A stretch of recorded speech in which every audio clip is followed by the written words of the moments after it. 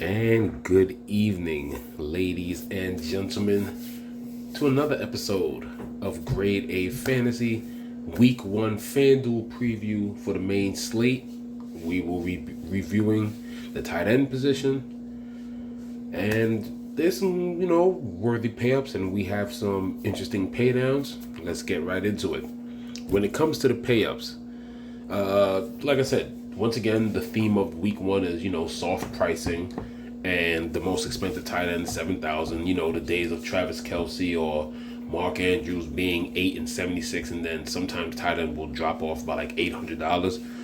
Well, first off, top tight end is 7,000. Everybody's feasible. You can get everybody. But if there's one position that I feel comfortable with paying down at tight end, but some people feel that you don't have to because there's pay down options at the wide receiver and running back position, you should try to get some of the big guns here. So obviously, Brock Bowers leads the way with 7,000 because of his volume. You would think because of his volume, Trey McBride would be second. But I'm not gonna lie, my favorite pay up option, even though now yes, Juwan Jennings is practicing, is definitely George Kittle. George Kittle definitely has the ability, and he does it every couple of years where he has like this monster game. Like there goes like towards the end of the season, and that shows right there. Towards the end of the season with the injuries, he had 2 games of 18.2, 17.6. He'll drop a 21 here and there. He has those few big games, 24.3. At Seattle last year, 20.3, a 20.3 showing. Did he play in the other Seattle game? Because I know they had a bunch of injuries towards then. I think he missed the other one, but George Kittle definitely, when he gets the opportunity, he will get the targets from such an accurate and very, to me, underrated passer in Brock Purdy. So when it comes to the pay-up options, yes, McBride gets a ton of targets. Same thing with Bowers. But the ability for Kittle to beat up on the not-so-great secondary, and two, the coverage linebackers are not what they were a few years ago in Seattle. I definitely like George Kittle, which is why he is on my poster board. George Kittle is my favorite pay-up option. After you go McBride, it's pretty much 6,000 and lower. I already went over how important and chalky and Joker is. I think it's a tie between him and maybe McBride that has the most ownership this week at the tight end position. I already went over in values how important Evan Ingram is because he is the type of tight end that Sean Payton wants. So it's going to be interesting to see just his usage. Like I said, anything also can happen in week 1. The key is just to, go on what you know, what your research is. If you have your optimizer projections or whatever, because there's no sample size. Some of it does it is somewhat iffy because we're going based on what we know last year. But if you can get in depth and know, like, oh, well, we're going the way this tight end is, he's going into a system. The system favors, the coaching favors Evan Ingram. And the man still has a lot left in the tank. So physically still in his prime, I think he definitely has a solid output. If you're looking contrarian, definitely Kyle Pitts. I mean, nobody could just really trust him. But if I keep going down here, I would have probably highlighted Ertz. But now that, McLaurin is back, and then, of course, you're going running back by committee, Zach Ertz is definitely one of Jaden Daniels' favorite targets. I mean, he could still get targeted and get inside the 20 targets even with Terry McLaurin there. I mean, Ertz had a solid season, a very solid season last year. As you can see here in the beginning, it was okay, and then it was by midway, he kind of hit the stride of 11.2s, and then there goes the 15, 7 to 12, 8, 11, and he was cheap the entire time. He didn't get up to 6,000 and change till towards the end of the season, and he went way over his value, had an amazing end to the season. I think if I'm not mistaken, towards the second half of the season, after besides a couple of dud games, I think he was averaging about 14.8 towards the end of the season. So Ertz had some amazing games, and Washington was pretty healthy. McLaurin was there, so even with McLaurin not there, then yeah, it's even more emphasized. And then they boosted the wide receiver core with Deebo Samuel, but I think Zach Ertz is still a worthy player at 5,100 to pick. I also, like I said, this is to me is a dart throw, but I'm telling you guys, I'm gonna be more on Indianapolis than you guys. I'm gonna have more of that game than possibly most of the public. A-Chain's going to be popular. Tyreek Hill's going to be popular. The question is, which one of these contrarian games, if this does shoot out to a 47.5 over, I think Tyler Warren's going to be part of it because Daniel Jones uses the tight end. Young, athletic. I think this is a dart throw. Now, if he poops out, week one, this is a name that I want you guys to remember because I'm telling you, this kid is athletic.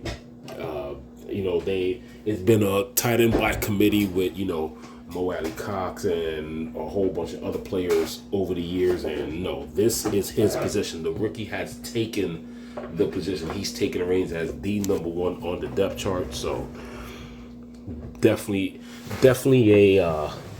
it won't take much for you to be over the millie. Definitely won't take much for a 25 max player like myself to be over on Tyler Warren. And then of course, who I like here, like I said, I definitely like Cade Otton. I mean, he's practicing. Like I said, I really want to talk about Cade Otton, but the hamstring injury is very worrisome.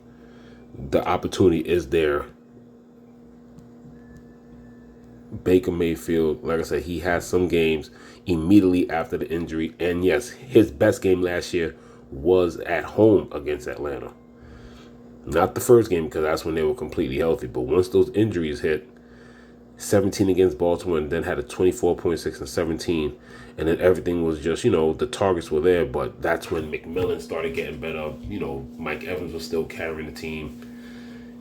And then, of course, they still throw heavily to Bucky Irvin and Rashad White. But Cade Otton he was easily one of my favorite options once, Chris Godwin was going to be on the PUP list. But, with his injuries, it's one of those things. It's a knee injury, it's a hamstring, and now it's a groin.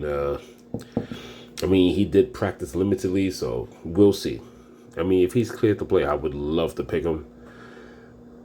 He would probably be one of my favorite. If he plays and, he's kind of like, he's good, then I actually like him more than Zach Ertz because the opportunity will be there more. With Zach Ertz, yes, you still got Debo. You still have, Terry's there and everything. So just the opportunity for Cade Otton to be there. And it's the proven history. He's played well against Atlanta and in the same situation when the wide receivers get depleted, yes, Cade Otton is definitely, he would be one of my favorite, but that Q tag there, like I said, it was a knee, leg, and like I said, it's like the lower body's all messed up. This is one of those things where it's not bad where he has to be put on the PUP list, but it's and then hey, if he gets cleared, who says he doesn't pull up, lame on or some type of route or something like that. So it's a risk. And then we'll just scroll down. Mike Gesicki is an option. He was just cleared. Like I said, he's in the highest scoring game. He's had his history. He has his history of having good games, so he could be an option in that game. But the risk with Mike Gesicki is, there's only so many mouths to feed. In a high scoring game, you can easily see Burrow to Higgins, Burrow to Chase Brown, Chase Brown out the backfield. You can easily see that. You can even see some of the third and fourth wide receivers even get a play or two like Elias Sovas and whoever else is left on that depth chart. But as we go down, yes, getting himself back into game shape, I like Darren Waller. Definitely like Darren Waller. Miami definitely got used to using the tight end, big body, athletic. Jonnu Smith is not there, but you got somebody in Darren Waller, body's fresh. Remember, his issue is getting back into football shape. I explained this before. If he could just, get a couple of routes here and there, he gets subbed out. Big body, coming in fresh after sitting 2 plays, and catches it over the middle, gets some inside the 5, 10, some goal line looks. Yeah, that's the big body. That's the big target that they have. That's the big target. There's a lot of talk of them changing the way that, Miami's been, typically, A-Chain has a big game here and there, and as long as he can air it out to Tyreek and once in a while hit Waddle, the offense is going to be fine. Well, they want to change things up different because they're getting predictable. And now more and more, people are playing the too high Miami faces the too high defense a lot, so Tyreek is limited to that. So look for Darren Waller. I definitely will be paying down a lot more often. But like I said, my favorite pay up is Kittle. Right now, if you tell me what's my favorite value, I mean, come on. I mean, I know it's chalky, but it has to be Njoku, 5,700. After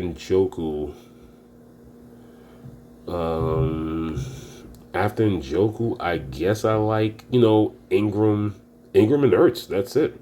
Because like I said, I like Warren, but we just have to see the usage, and there's no history there. He's a rookie, and like I said, Waller's playing himself back into shape. At least with Ingram, had a slightly disappointing season, but like I said, the free agent weapons just didn't work. Like Christian Kirk, Ingram, it just didn't work in Jacksonville. So they kind of cleaned house just to get some of the bad juju out there and just kind of reset with some new weapons. So I mean, it's going to be interesting, but overall, that's what I like here. So overall, for my guess, tight end favorite 2 pay-ups right there. I won't be going. I mean, especially for somebody that's me, that's a 25 max. I can't get to everybody, so I understand he could get the volume, but I'm going more Kittle and McBride if I'm paying up. Obviously, Njoku's chalk when it comes to the other pieces, and you're going like 53 and down. It's Ingram, Ertz. The dart throw wild card will be Warren because that's a great game script. And like I said, though Miami is not good at. I mean, I understand Minka Fitzpatrick is in the defensive backfield, but he's not a cornerback. He's a strong safety. And right now, Tyler Warren has the speed and the athleticism, I think, to eat up a subpar linebacker coverage core of the Dolphins. That is the end of the tight end video. Running backs, wide receivers will be done before the football game kicks off. I will have those episodes done. If they're not posted, that means they're being recorded or in the process of being posted up on YouTube. I guarantee those videos will be up. Both videos will be done before, or at least not before. If both episodes are not up before kickoff, one episode is going to be up before kickoff, while the other video is going to be probably processing during halftime, and then that'll be the end of the week 1 preview. Thank you very much for tuning in. Good luck in the millie or whatever contest you are playing with. It's the 25 max, the $9 150 max. If you're playing in the smaller $2.20 max. Good luck. Football is back. Remember, you play fantasy. Do not let fantasy play you. This is Grade A Fantasy, signing off.